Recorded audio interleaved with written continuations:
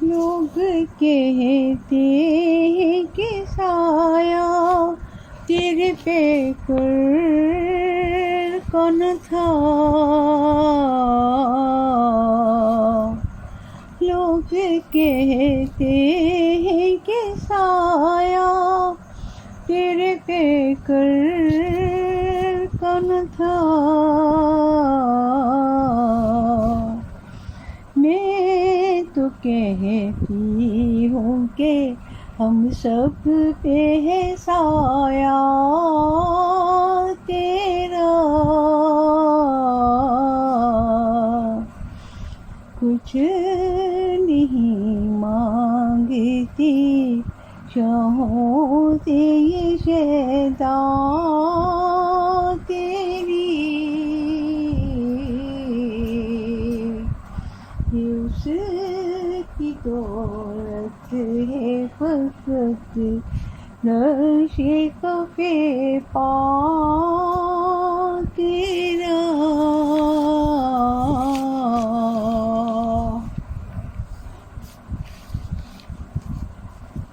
آج میں آپ کو اپنے محلے کی ایک فیملی ہے، ہمارے محلے میں رہتے ہیں 3 بھائی اور 1 بہن ان کی۔ امی ان کی سیدھی سادھی، ابو ان کے بڑے سخت ہیں۔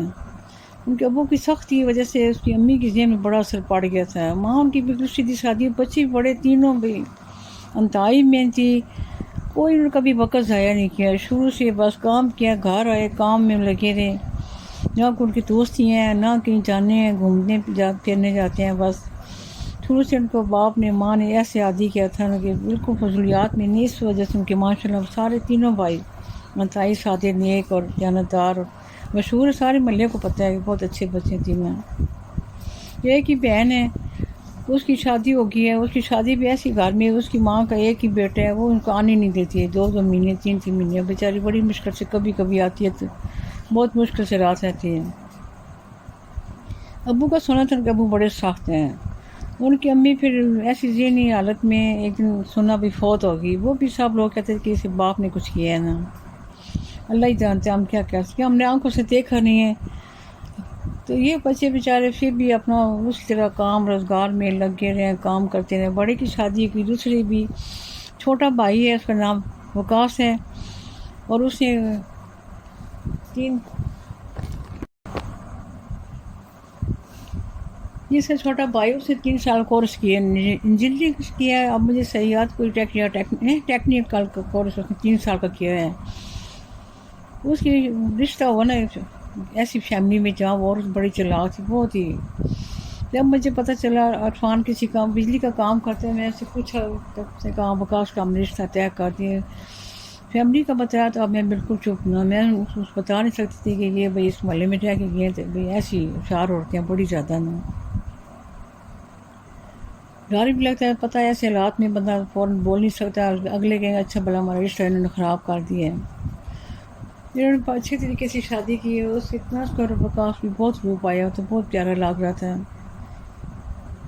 بس شادی کے بعد وہ انتہائی کھرانٹ عورت تھی، اس کی ماں بھی اور لڑکی بھی، انہوں نے بس ایسے حالات بنائی رکھے کہ بھئی وکاس ان سے الگ ہو جائے۔ یہ بڑے بھائی اچھے ہیں سارے، بھائی مل جل کے رہ رہے تھے، بس بات بڑھتے بڑھتے بہت دور چلی گئی۔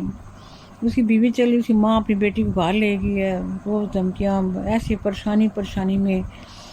ادھر باپ بھی ذرا سخت تھا، اس بچے کو کوئی سہارا نہیں ملا، تو اس نے پھر انتہائی پریشانی کے عالم میں سے وہ جو بڑے سے کھمبس کا کیا سا نام ہے بھول گیا،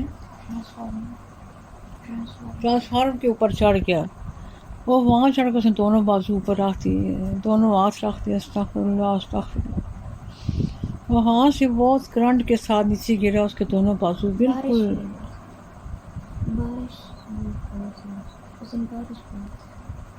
اس کے دونوں بازو بالکل کنارے سے کاٹ کے، استغفر اللہ استغفر اللہ، تڑپ رہا تھا۔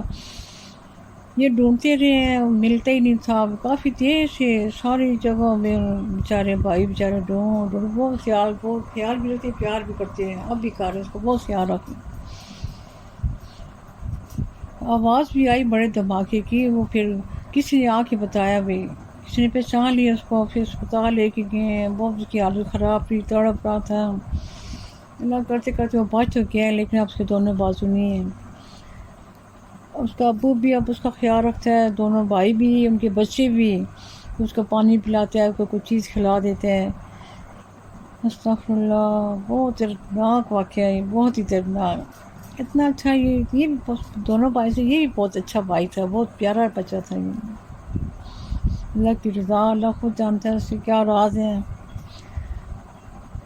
وہی باپ جتنا سخت ہے وہ بھی اب اس کا خیال رکھ رہے ہیں. امتحان ہے سب کے لیے، بہت بڑا آزمائش ہے. اللہ تعالیٰ نے سب کو صبر دے.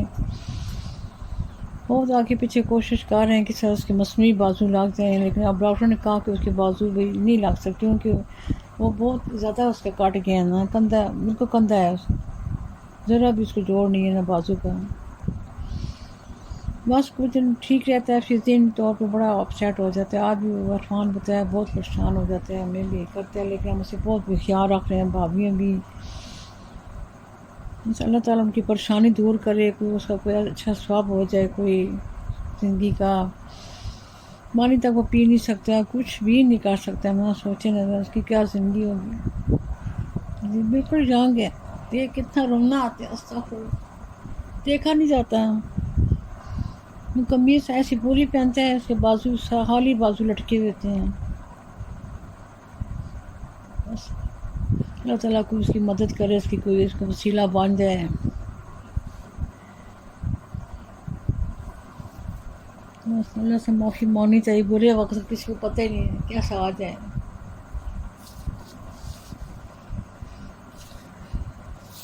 اللہ تعالیٰ سب کے ایسی نگال کی نگانی آفتہ بلائیوں سے، مصیبتوں سے بچائے. ماں بھی نہیں ہے گھر میں، ماں ہوتی تسلی مسلی دے دیتی. ماں کی بات ہی اور ہے نا،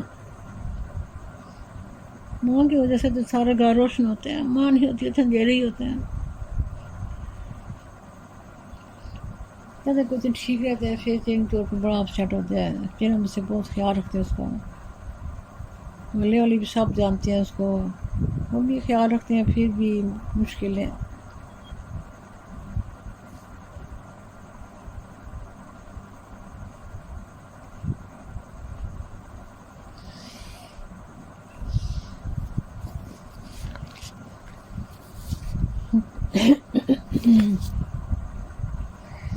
تھوڑا سا اللہ کا ذکر کر لیتی ہوں.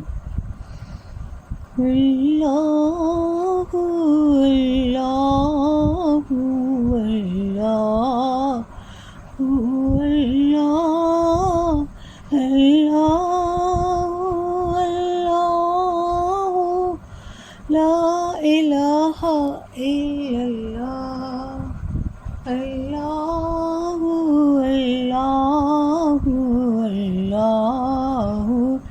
اللہ اللہ اللہ اللہ اللہ اللہ. قائد اعظم کی باتیں پڑھی ہیں. قائد اعظم کی چند رحمۃ اللہ علیہ کی چند یادیں. کیا میں پاکستان کے بعد کابینہ کے ایک اجلاس ہوا اور افسر نے پوچھا سر چائے کے ساتھ کیا بھی پیش کیا جائے. حضرت قائد اعظم نے حیران ہو کر پوچھا کیا یہ لوگ گھروں سے چائے پی کر نہیں آئے؟ قوم کا پیسہ قوم کے لیے ہے، وزیروں کے لیے نہیں ہے. اس حکم کے بعد وہ جب تک برسر اقتدار رہے کابینہ کے اجلاس میں سادے پانی کے علاوہ کچھ بھی پیش نہیں کیا جاتا تھا.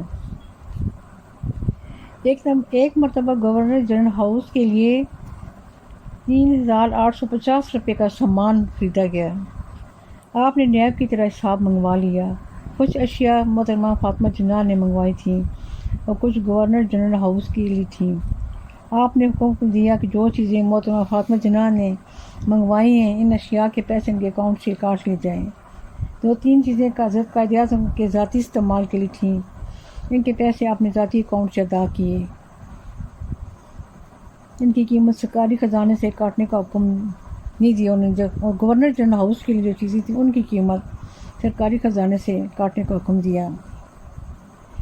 ایک دن برطانوی بادشاہ کے بھائی ڈیوک آف السٹر پاکستان کے دورے پہ آ رہے تھے. برطانوی سفیر نے سفارش کی کہ آپ انہیں ہوائی اڈے پر تشریف لے جائیں.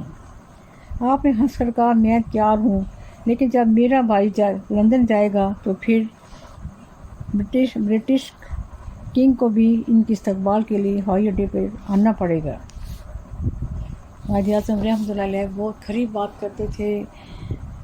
ایک بار وہ تقریر کر رہے تھے، سارے ہندو اکٹھے ہیں، تو قائد اعظم آنکھ پہ ایک طرف سے ایک عدسہ لگاتے ہیں، وہ لگایا پڑھ رہے تو وہ عدسہ نیچے گر گیا۔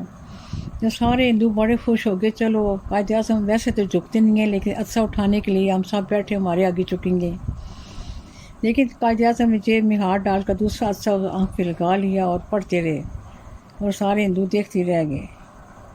جب محفل ختم ہوئی، قائد اعظم بات ختم کی تو پھر بعد میں انہوں نے اٹھایا وہ اتنا اللہ تعالیٰ نے دماغ دیا تھا، اتنا دماغ، آپ کبھی ان کی باتیں پڑھیں قائد اعظم رحمۃ اللہ علیہ کے تو آپ حیران ہو جائیں۔ میں نے پڑھا کہ جب یہ پیدا ہوئے تھے ان کے جسم پہ کوئی خاص نشان تھے، کوئی خاص بھائی جو بہت بچہ زندگی میں بڑا ہو کے ایک بڑا بادشاہ کے طور پر اللہ تعالیٰ اس کو زندگی عطا کرے۔ کہتے ہیں سارا خاندان، ساری دنیا ان کو دیکھنے آئی تھی۔ اور جب انگلینڈ گئے تھے پڑھنے کے لیے تو سب سے کم عمر بحری جہاز میں یہ مسافر تھے، 15 سال کے۔ بحری جہاز میں ایک بہت بڑا انگریز افسر بھی تھا، اس نے آپ کا ایڈریس بھی دیا تھا کہ جب وہاں پہنچ جاؤ تو پھر بعد میں میرے سے رابطہ کر لینا ہے، لیکن قائد اعظم نے سے رابطہ نہیں کیا، کافی عرصے کوئی رابطہ نہیں کیا۔